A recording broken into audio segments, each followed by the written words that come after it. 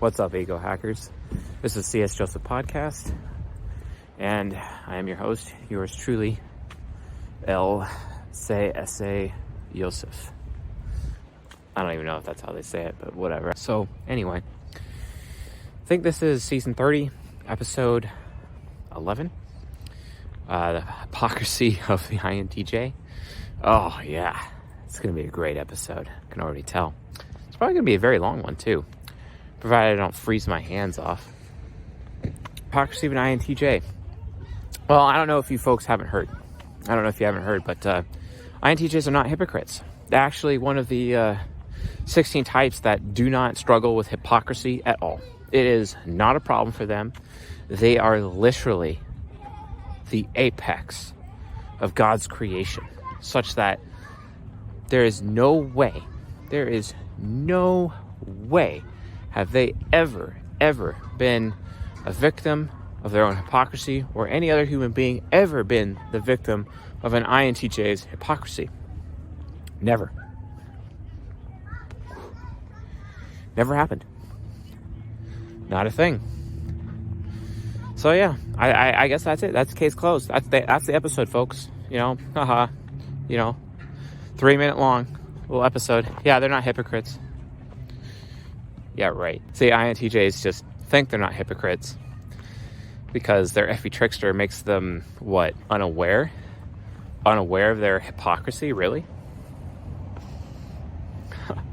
So because you're unaware of it, that's like the equivalent of what? Let's see here. What is that the equivalent of? Let's see about setting up the camera properly. I'm gonna warm my fingers here because it's freaking frozen out. INTJs are actually hypocrites. They're some of like the biggest hypocrites that I've ever known, ever met. I mean, guess what? All the 16 types are hypocritical in some capacity. The problem with INTJs is that they are not often aware of their hypocrisy and what that actually means. And that could be a problem. Of course it's a problem, because if you trickster.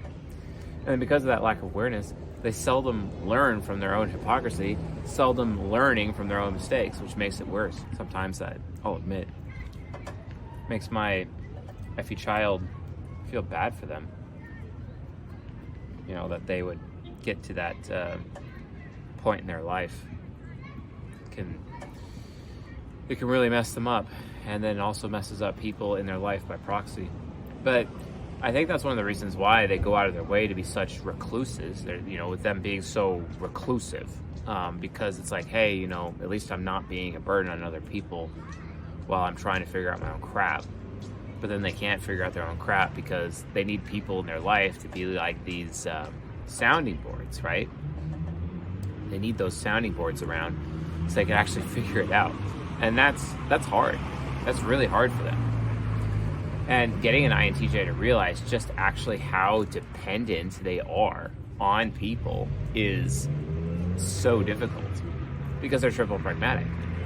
And their triple pragmatism is the first source of hypocrisy that we're talking about today, because guess what? This is where their independence just basically fucks them over. And it really, really sucks. See, an INTJ never, ever wants to be dependent on anyone. But the problem is that their SI demon is aware that it's a need, that in their life they're going to need to depend on somebody else.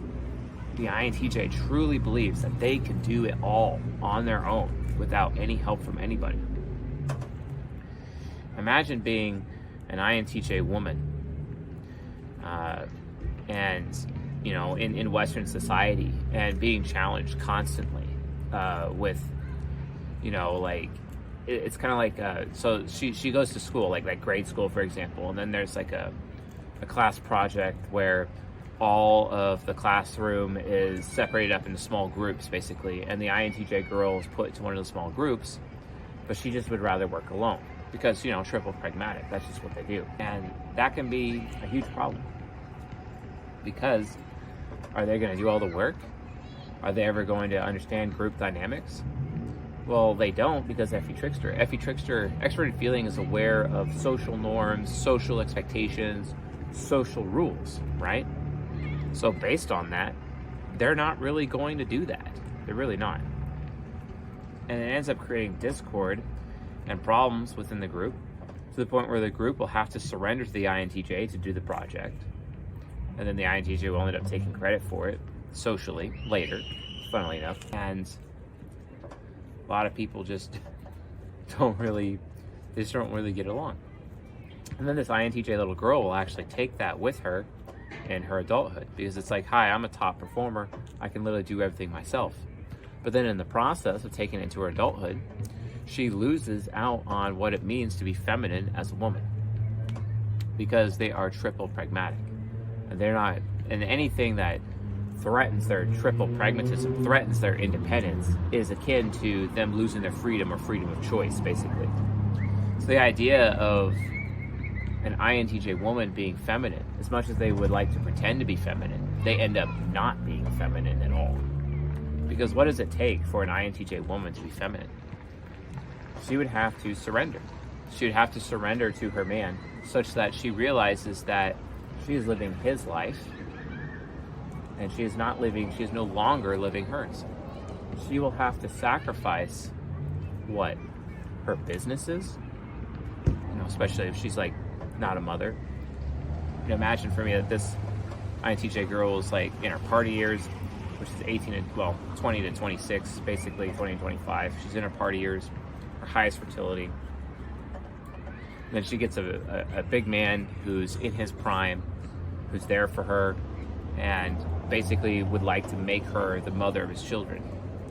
But she's got her modeling career, she's starting businesses on the side, but she doesn't want to give that up, because she realizes that he wants to make her the mother of his children, and she's going to have to set her career aside, her businesses, her entrepreneurship, all of these things aside will have to be sacrificed, because any real man worth his salt, right? He's not going to orbit her life. She's going to have to orbit him. She is a part of his life. This is why INTJ women, for example, constantly are trying to get with INTP men, because INTP men, are naturally beta enough to allow their INTJ women to just do whatever they want. But then the INTJ woman just ends up losing respect for the INTP in the long run, and ends up leaving the INTP. Well, guess what? This is what happened to my ex, Andy, and her INTP ex that she was with for a very long time, according to her.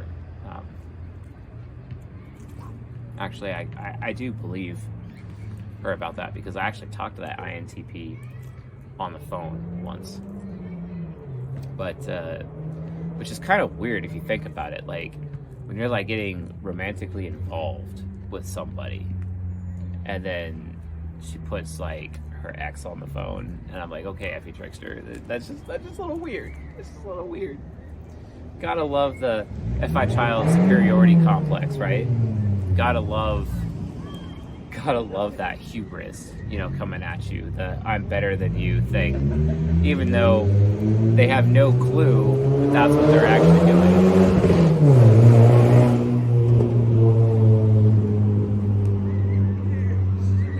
They have no clue. They have absolutely no clue. And I just think that's actually hilarious to me. Also, this is just where like this hypocrisy comes from. It's this triple pragmatism, and then this triple pragmatism would drive this INTJ woman, for example, to the point where she's not willing to take responsibility for herself. She's so far in with her career and her businesses and her idols, basically, of her life. And then she becomes that cat mom or that dog mom who's knocking on 40 or is 40 or post 40, and she is alone. Because statistically right now, people are, especially women in the United States and within Western society, they are just alone. They're more often alone. And they're dying alone more than any other time. If only these women would figure out that maybe they should prioritize being a mother and a wife first, knowing full well that as their children grow, that is when they start their business. That is when they do their career, actually. But then, they'd have to actually be willing to rely on another human being to do it. And don't get me wrong, we're going to get to the INTJ men here in a second. But you really got to understand that this is where the triple pragmatism gets these INTJ girls in this society. It really screws them over because society enables them more than anyone. Absolutely anyone. That's a problem. That's a serious, serious problem. This is it's what I call the curse of independence. The curse of independence. And there's nothing wrong about an INTJ or anyone being super independent. But for them to just completely ignore their needs in favor of their wants, it's like they are entitled to their wants. They are entitled to their freedom of choice, basically. And due to that entitlement that they have, they'll sacrifice everyone else. They'll sacrifice anything that looks like a potential threat to their own personal freedom. That's why a lot of INTJ women that I've coached, similar to what I was talking about with the NI child from the ISTP women, because NI optimistic types all struggle with that because they see children as this burden or children as this thing that will destroy their freedom. Yet all of a sudden they get into their late 30s and they lament how they never actually became mothers, which is just sad and wrong and should have never have happened. Basically, it shouldn't. Well, our society is that decadent. Our society likes to enable the FI child superiority complex of INTJs, especially INTJ women. So that triple independence ends up becoming this huge, huge issue. But let's talk about the INTJ men. How does it impact them? Well, they end up becoming these insane workaholics who literally lack all social skills. Workaholics with no social skills. And that's the alpha variant of the INTJ man, who has the alpha traits. Well, what happens? What happens if it's a beta trait oriented or a beta oriented INTJ man? What happens?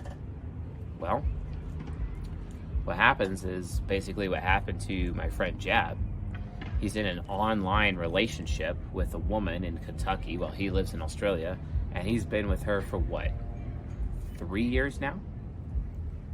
3 years, almost to the month. 3 years as of December, last December. 3 years. He's never seen her physically, in person, never fucked her, nothing. But, that masculine idealism of the FI child superiority complex and his strict moral code and his principles, right? His FE trickster principles. So basically, they're untested principles. That's the thing about FI child you got to be aware of. Oftentimes, their principles, they're not tested in the field. Why? Because they don't go into the field. Because they're these recluses,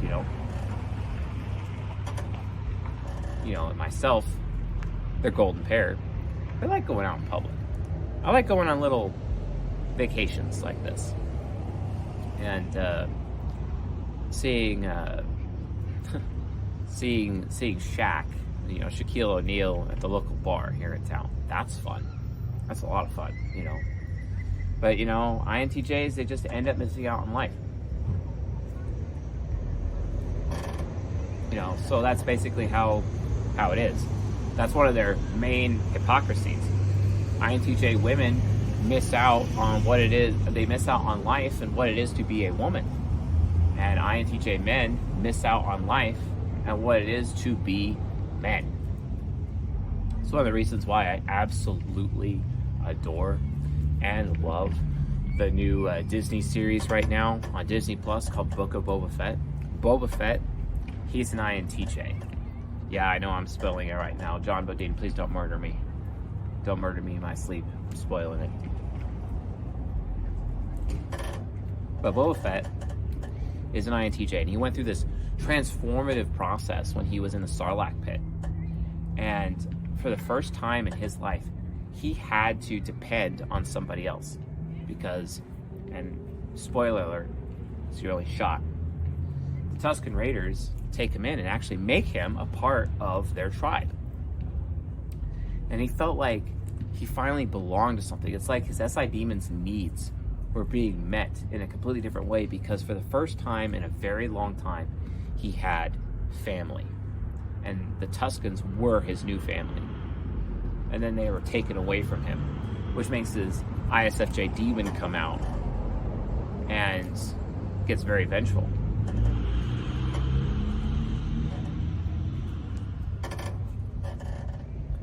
This is why I anticipate that he's going to be like Muad'Dib or Paul Atreides from Dune, who commands and leads the Fremen against the invaders.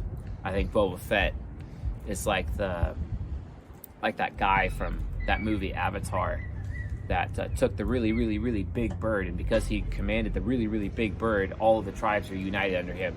I think all of the Tusken tribes, eventually in the story, whether it's this season or the next, will be united under the flag of Boba Fett, and then repel the invaders and get them off their world of Tatooine. You heard it here first, folks. As Leto Atreides said, here on Caladan, we ruled by wind, by sea, by air and by sea. But on Arrakis, we need desert power. Well, guess what? Boba Fett is going to have his desert power with the Tusken Raiders, and no one's going to be able to stop them. United under one flag, under one army, trained by him and his people. He's basically going to end up being the overlord of that planet. That's for sure. I'm okay with that.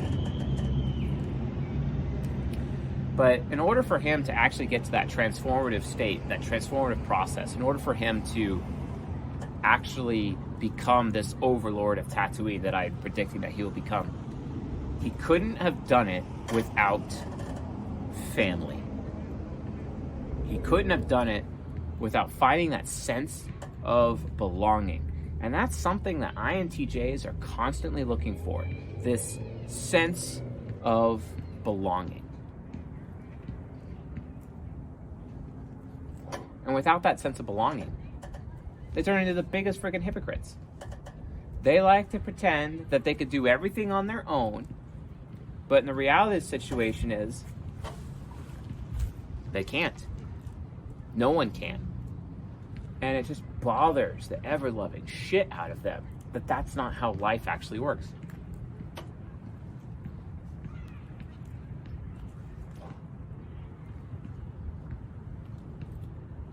It really bothers them. Well, it doesn't bother Boba Fett, but then again, he has had a near-death experience. He died for what? Jabba, the crime lord, who was just using him? He almost died. Ended up in the Sarlacc pit for that. Very terrifying situation. But he got out. He survived. Because that's what ISFJ demon does. It's all about survival. It's like when they don't sleep, and they ignore their needs, and they get insanely sick, and they get the rarest diseases, but somehow they're able to survive every single time. It's that SI demon survival mode. And that's what he activated to get out of the Sarlacc pit. But then he had to confront his hypocrisy. The last family he ever had was his father, Jango Fett, but who was killed at the hands of Mace Windu in Star Wars Episode 2. And he's not had family at all. And then finally, for the first time, he finally figured out what it means for his Effie Trickster to be accepted by somebody else. And he was accepted by the Sand People, by the Tusken Raiders. The Sand People are the people on Tatooine who are not accepted by anybody. They are the dregs of society. They're just the poor native population of Tatooine. Been there ever since Tatooine used to have the sea. So they used to have a planet with oceans before the oceans dried up because people were taking advantage of the world. But the Tuskens, they never left. They never left that world. And that's something really significant to note, very significant to note in that story. So those that were rejected were the ones who ended up not rejecting Boba Fett, even though they had every right to reject him, but they still didn't. And if you think about it, that is the entire life story arc of any INTJ out there. Because, for example, they're a golden pair, they're silver pair, etc. Those people, the ENTPs, the INTPs out there, right? Those people, well, the situation is that, guess what? They're the pariahs of society. They're the ones who are rejected by society. So metaphorically, the Tusken Raiders themselves are like the NTPs. They've been rejected by society. They've been rejected by everyone. And even though they're the ones who are rejected, and they would have assumed that someone like Boba Fett would have rejected them, they still accepted him. And that's what every INTJ needs in their life. Someone to accept them for who they really, truly, actually are. But the INTJ has to be willing to let go. They can't let go. They can't let go of anything. That's another hypocrisy of theirs. Their inability to let go. A couple weeks ago, for example, my ex, Andy Andrea, she sent me this big email. Why are you saying these things about me? Blah, blah. I'm like, well, because you're a horrible human being. Like, because of how you treated me and how other people claim that you treat them. I get it. You know, I'm just using you as an example because you're a very easy example. You are the typical INTJ woman who has been ruined by feminism within society. You literally are a female Boba Fett. The difference is that you haven't found your tribe, or at least your tribe hasn't found you. And that's the actual problem.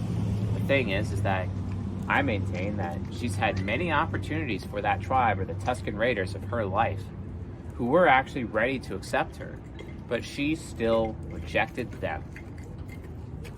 And then what? Is she miserable? Yeah, I think so. If you're still talking to your married ex 3 years later and emailing him off and on, and you're still having that conversation with him 3 years later, you can't let go. She can't let go. She doesn't want to let go. But what does that say about her character? This is just another area of INTJ hypocrisy. That they think that they're so good that they end up becoming entitled to other people.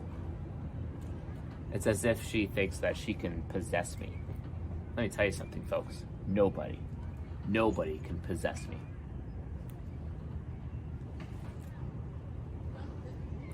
I'd rather die on my feet than live on my knees.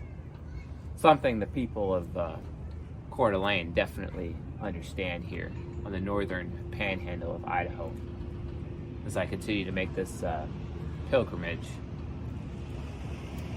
of mine, dealing with my midlife crisis naturally.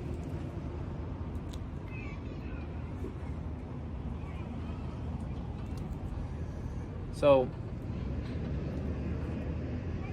it's just really important for INTJs to be aware of this. What gets even worse, their independence, they're not able to find that sense of belonging. It starts destroying their life. And then when they think that they can actually find that sense of belonging, when they think they can actually go in that direction, they end up not able to still. Like, for example,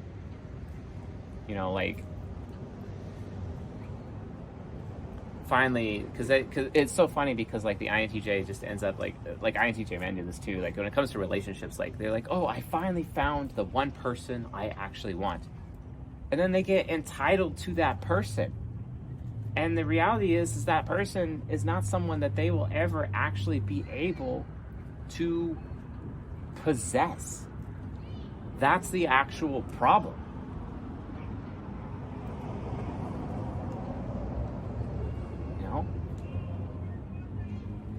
It's funny, in my conversation with her, She's like, well, I wasn't looking for a relationship. I'm like, then why are you still talking to me now? Why were you talking to me then?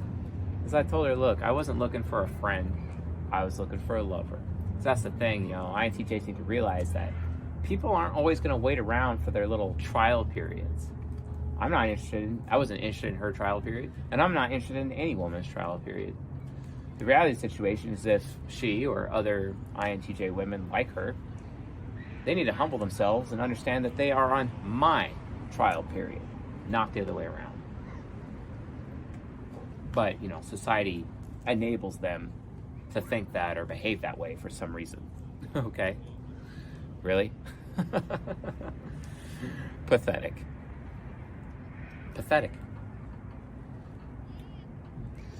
But, they're all about what they want. And then they end up ignoring their needs in the process. And by ignoring their needs, they end up starting self-destructing. And then the INTJ themselves ends up becoming a burden to other people in their life. Yet another hypocrisy. Another hypocrisy. Right there. That's frustrating. That's actually annoying. It's really annoying.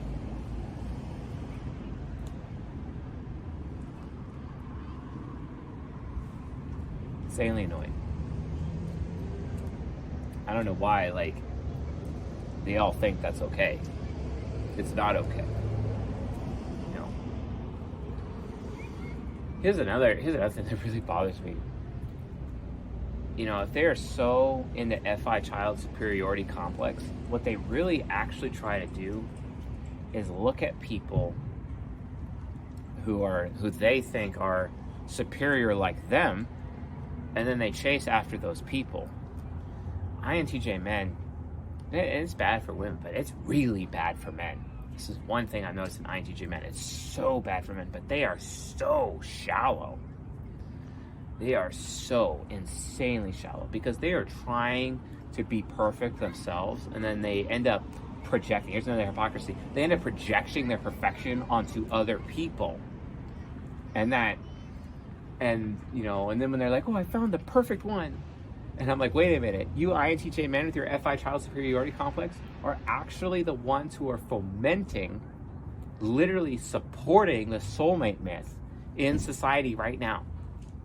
There's no wonder that Rollo Tomassi, who is an INTJ, mind you, he is an INTJ, and he wrote The Rational Male, and the very first chapter is him debunking the soulmate myth. If you actually listen to his podcast, read all his books, you will realize that is the number one issue that he faced. Was him denying the existence of the soulmate myth.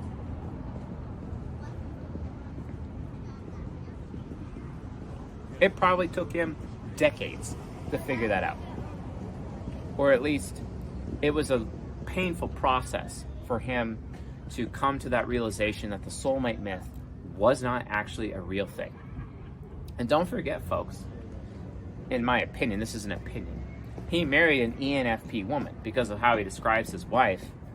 His wife just comes off like an ENFP, and that's another person who, she feels superior to other people just by virtue of being an NFP. Not a bad thing. And he wants to be superior like her, or he considers himself superior. So that is what their bond is actually about. Their bond is about being special. Their bond is about being superior. But does that actually lead to fulfillment? Does that actually lead to humility? Does that actually lead to personal growth? Or is that just those two enabling each other? Are they just enabling each other? Let's think about INTJs, especially INTJ men. There are oftentimes, I can say about women too, but it's really bad with men. Oftentimes, they're not really looking for a partner. They're looking for an enabler in their relationships. Another hypocrisy of INTJs. And that just comes from Effie Trickster and a lack of awareness of social issues. That's what it really just comes down to.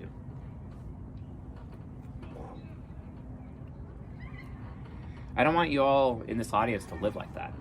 You need to seize the day. Watch episode 2 of that show, that comedy called Community, and seize the day. Episode 2 is all about seizing the day. come to understand that where the ENTP main character is trying to like deal with the fact that he's seizing the day. Yeah, his INTJ love interest, which is played by an ENFJ for some reason. They did the casting wrong, but whatever. She does the writers do a decent job and she does a decent job of acting like an INTJ woman. You know. And literally the whole show is just about him trying to get in her pants, which is hilarious. But really when it comes down to it, it's like, okay, hold the phone. You know, what is it really actually about? Seize the day. That's what you INTJs need to do. You got to learn how to seize the day. If you could seize the day, really actually go for what you want, but also go for your needs at the same time, you'll obtain happiness. You just have a hard time identifying what your needs are. But you won't know your needs unless you're willing to have relationships with other people. Yet another hypocrisy that is getting in the way of your own personal growth as human beings.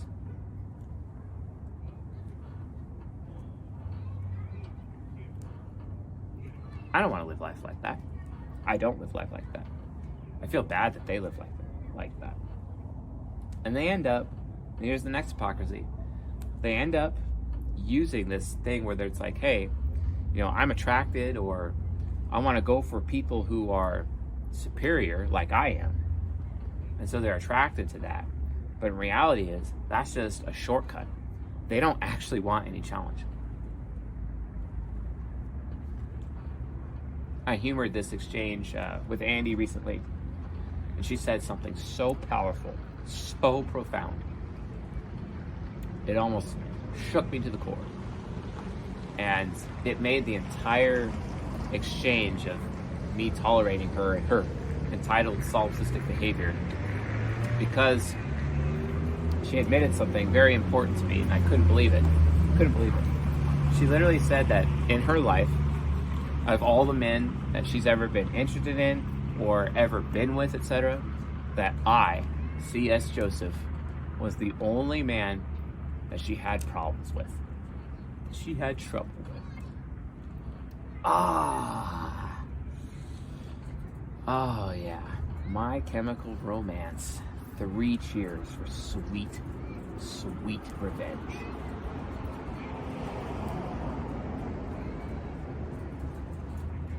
Why?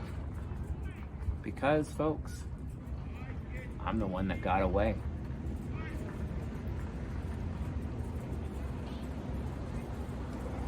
How many times do you INTJs miss out on life and keep taking your shortcuts? It's starting to snow right now. It's pretty cool.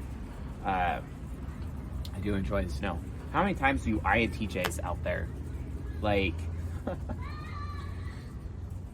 take these shortcuts and miss out on life because you took the shortcut, because you did the easy route, or you took the route that's enabling your ego investments, in relationships or otherwise?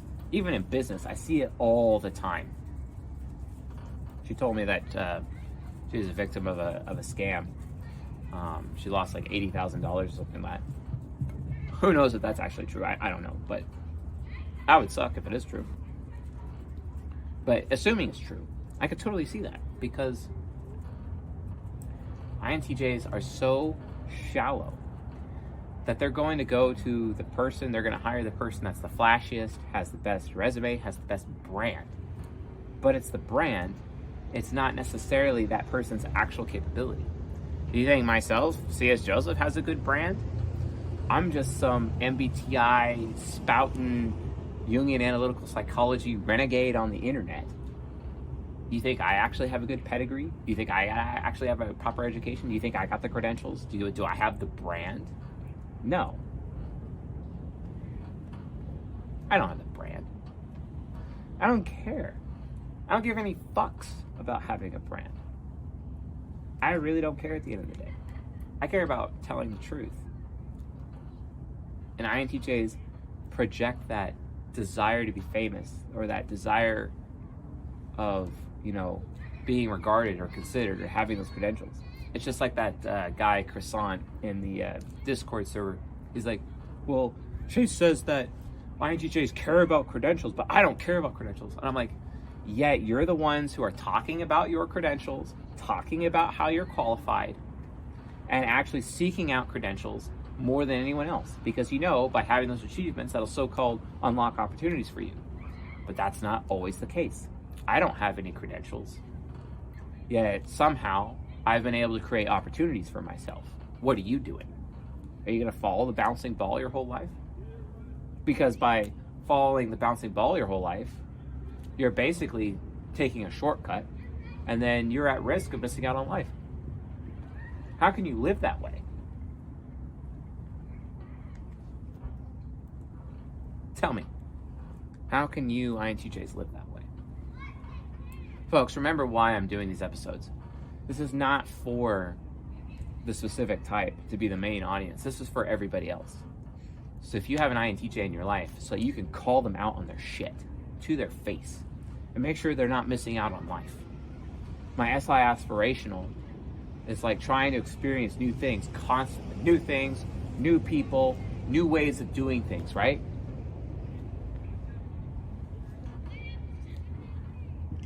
I really like this spot for filming. When I come back here, I'm definitely going to film here again. I love it. The view is excellent. Got Lake Coeur d'Alene. Got one of the greatest ice cream stores on the planet just over yonder. Got an amazing hill you can go hiking on. Cool playground. Nice dog culture up here. I do like dogs. I like cats better though.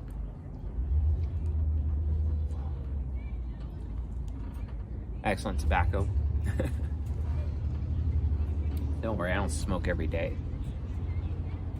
I usually smoke to just keep my mind chill so I can actually focus or concentrate while I'm doing these lectures.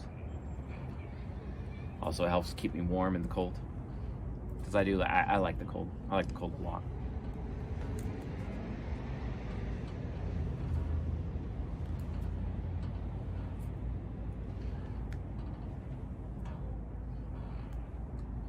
I say all these things because I love INTJs.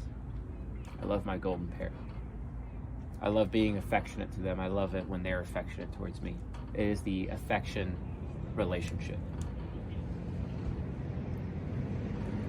And feminism, or the spirit of Jezebel, has destroyed the INTJ women in my life. It's destroyed the INTJ men in my life. Just looking at my friend Chad, who I miss every single day. And I miss him. And yet he is a victim of the prison that he created for himself. And he is missing out on life because he's just taking the shortcut of having this emotional affair with this so-called ghost ENTP woman from Kentucky. He won't even consider. Such a hypocrite. He's missing out on life. And I don't want him to. That's not to say I'm not a hypocrite. Believe me, I am. Everyone is. But I love him. I love my friend, and I miss him. But he couldn't even take me exposing him and exposing his ego investments for what they really are. He couldn't take it. And because he couldn't take it, well, that's why he's wasting all of his time, and he's not even spending that time improving himself and becoming a better man. That's the thing, folks. INTJs need to understand that there is no shortcut. There is no shortcut in life. Their demon function is trying to teach them that there is no shortcut, that they have to put their effort in. They have to put in all the effort. They have to do the work.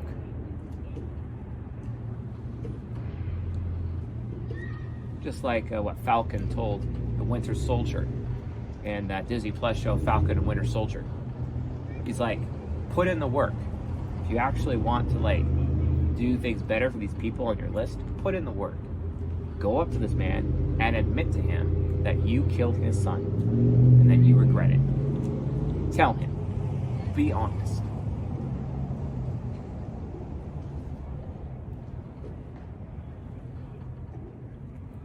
But that's something many INTJs are so scared to do. Because they're scared of looking bad. They're scared of those consequences. They're worried about those consequences. They constantly worry about consequences. When they need to realize they're a lot stronger than they realize. That they actually can put in the effort. That they can get through suffering. Because their SI demon will make sure they survive. And if they can really survive anything with their SI demon's angelic powers, then why not take the risk? Nothing ventured, nothing gained.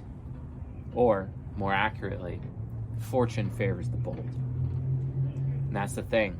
These INTJs, they like putting everyone up on trial for relationships. They're not being bold. They're just playing it safe. And that's why they never get anywhere in life. And that's why I'm the one that got away.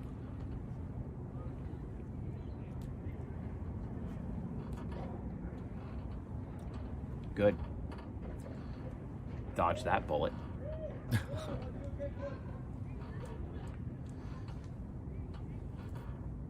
There's a lot more to INTJ shortcuts, though, of course.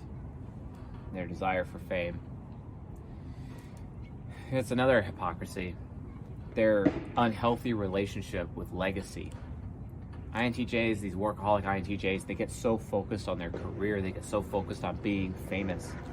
They get so focused on thinking these things are their legacy. But the reality of the situation is that they're going to die. You know the saying, memento mori? Remember that you're immortal. Remember that you're going to die one day. That needs to be tattooed onto the body of every INTJ out there. Remember that you're going to die one day. Remember. Then you might, hopefully you won't miss out on life.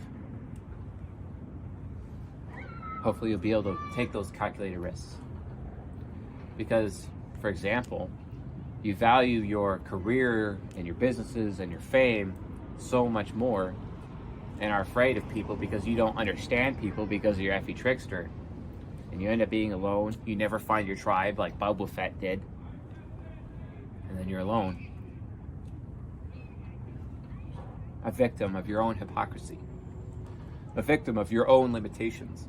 A victim of your imperfections. Imperfections that you deny that you even have. That, my friends, is willful ignorance. Is that really how you want to live your life? Is that really it? Why would anyone want to live their life like that? Nothing ventured, nothing gained, folks.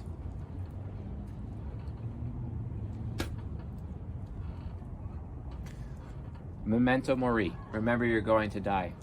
The cure for INTJ hypocrisy. Because here's the situation. Let's say you actually do become famous as an INTJ. Let's say you become extremely successful. You know, notice how Elon Musk, richest man in the world, but he's an FE user. And he depends on other people. Another richest man in the world, Bezos. Jeff Bezos, he's an ESTJ. He's affiliative. He depends on people. You don't see any INTJs being that rich, that famous.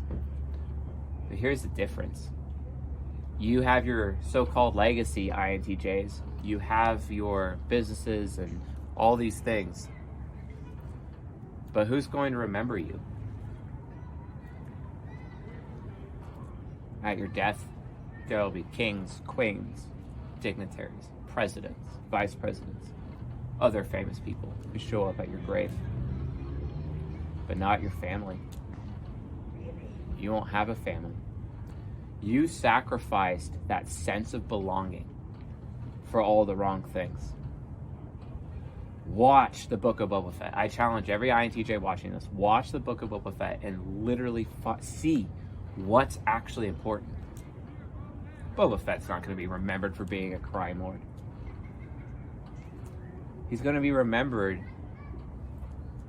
for those that he considers his family.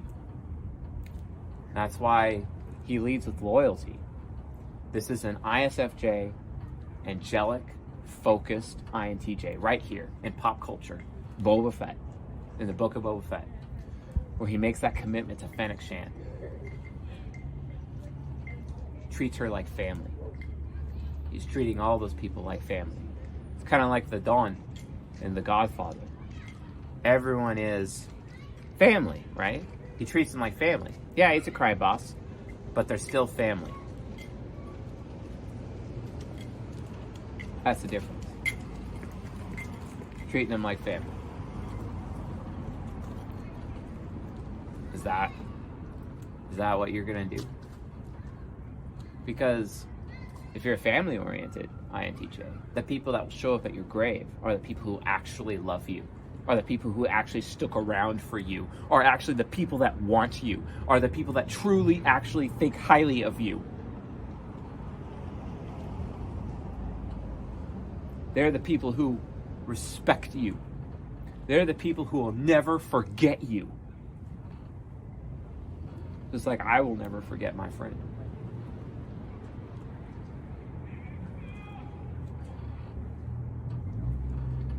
Do you want to be forgotten? Will you continue to be a victim of your hypocrisy? Or will you grow and become something more? What's going to happen?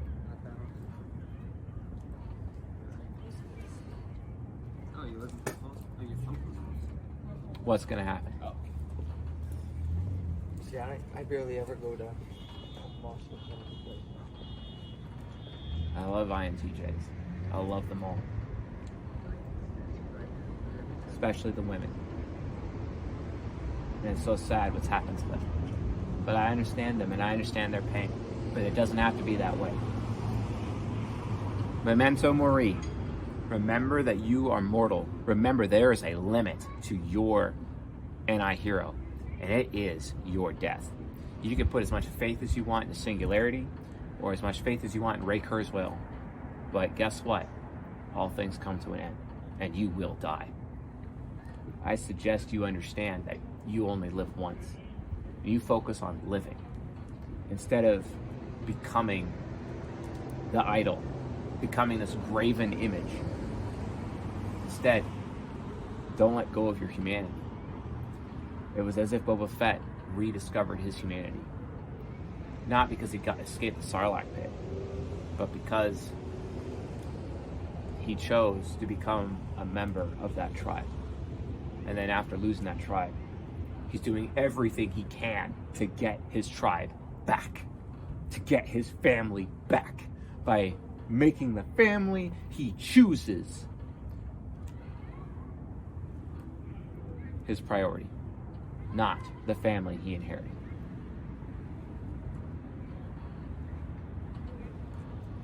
And that, my friends, is how they can escape and no longer be a victim of their own hypocrisy. That is how they can be the most human of us all. That, my friends, is their legacy. But until they can contend with the memento mori, every legacy that they have is just fake. And they're fake because of that shallowness. One of the biggest hypocrisy of an INTJ is just judging books by their cover, judging people by their cover. And that's why they get taken advantage of. That's why they get scammed out of $80,000. That's why they're so trusting, because they judge people like books, the covers of books, when they never actually spend time to get to know the person. They just want to look at achievements. They just want to look at credentials. They don't actually want to get to know them because they're afraid of someone getting to know them. Then all of a sudden they find themselves attached and they can't let go. And it becomes their own great personal hell. Just like Boba Fett.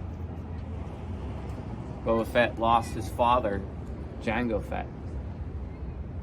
And then his new father became Jabba the Hutt. Wow. You know, but Jabba the Hutt, great crime lord, right? Very successful, most successful crime lord. He wanted to be like Jabba. See what it got him? And then he learned. He learned through the cycle of rebirth itself. The old Boba Fett died in the Sarlacc pit, and the new one became alive. Alive with his family, alive with his tribe. Because he made a promise to himself in the Sarlacc pit that if I get out of this pit, I choose to live. I choose to not miss out on life. Because I know that I am mortal. If you found this lecture useful, helpful, educational, and enlightening, please leave a comment below in the members area. I'd be happy to read your comments. Please look, I beg all of you, if you have INTJs in your life, go to them, show them this video, show them the truth so that they decide to live, finally, and no longer be in chains. Chains as a result of their own hypocrisy and their own superiority complex. So they can admit that they are not superior and that they actually do have to depend on someone. But that is not weakness. It's actually a strength. Just like for Don Corleone, just like for Boba Fett. And I promise you, INTJs, it is at that very moment you will find happiness. I promise. Thanks for watching, folks. I'll see you guys tonight.